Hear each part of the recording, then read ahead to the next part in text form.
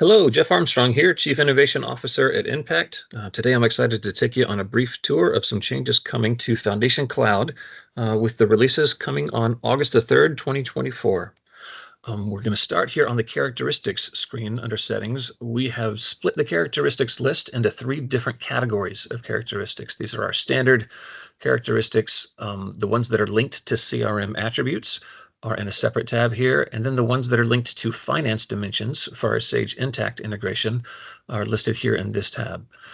These now also include a function to refresh the list from the finance system, or in the CRM attributes, you can refresh the list from your CRM system as well. So we've changed the way that these are administered and cleaned up some bugs as well on this screen.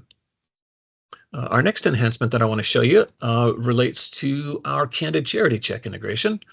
I'm going to pull up a constituent record that we've done a few Candid Charity checks on so far here in our test environment.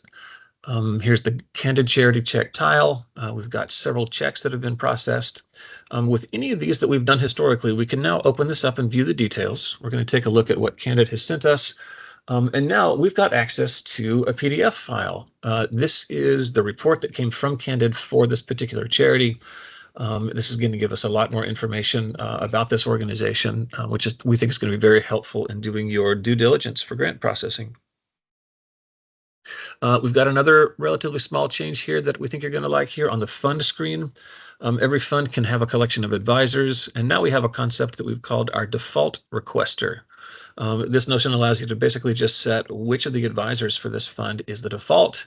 For this fund, I've chosen Sean to be our advisor. What this means is anytime we create a new grant record, Sean will be set as the default, as the requester on that particular grant. Depending on your requester types. This just simplifies the process so that you won't get any hiccups during your check run processing.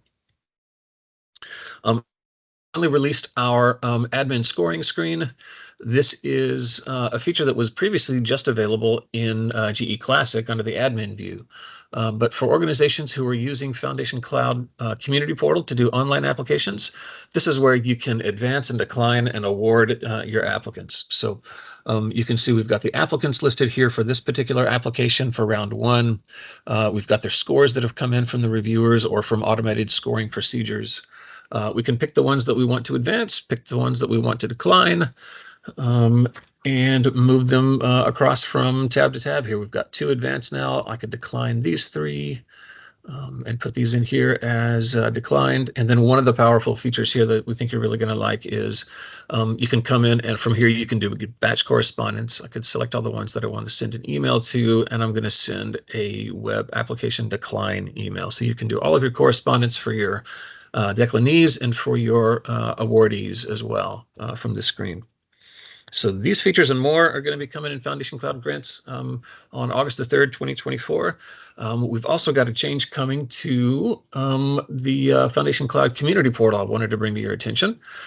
Fund holders who are doing new grant recommendations now have the opportunity to use some new features when they're searching for their recipients.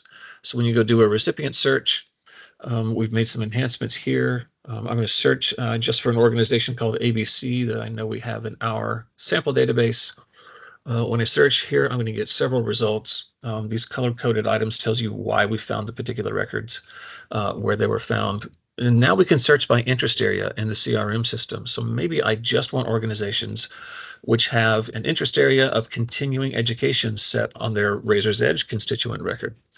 And so when I do that and I further filter, now I'm just going to get the one result from that one organization that has that interest area on it. I can also do some further filtering here by city and by zip code as well.